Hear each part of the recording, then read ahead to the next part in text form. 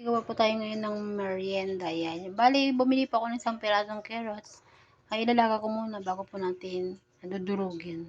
Ito po ay gawin naman nating merienda. Mga mami, nalaki na po ang ating binili isang pirasong carrots. Ngayon naman po, ilalagyan po natin ng glutinous rice at saka asukal. Gawin po natin masarap na merienda.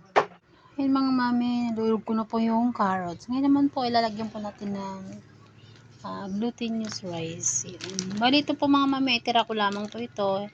Depende na po sa inyo kung ilan ang ilalagay nyo. Tansyahan na lang po. Pagkalagay po natin ng glutinous rice, lalagyan po natin ng asukal. Depende rin po ang lasa kung ilan pong kapang ilalagay ninyo.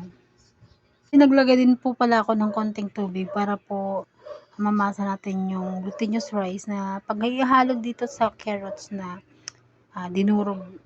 Pag ganyan na po yung texture niya, pwede na pong gawin nating merienda. Yung hindi na po dumidikit sa ating mga kamay.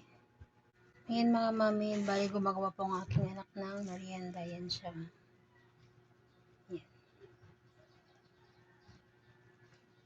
Ganyan lang po mga mami, madali lang pong gumawa ng merienda kung gustuhin. Yan.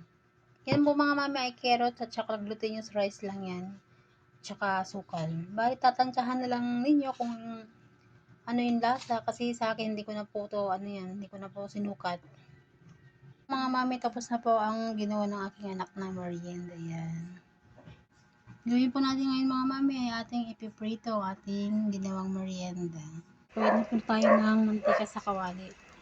Mami, nagprito na po ako ng carrot sa may glutinous rice. Yan. Sarap po pang merienda po yun mga mami. Mga mami, luto na po ang ating ginawang merienda. Bali, ang tawag po ito ay carrots and glutinous with stick. Sarap, di ba? Sarap pong pang merienda yun mga mami. Kaya tayo magkape na at pag merienda. Yummy, yummy. Carrots and glutinous stick.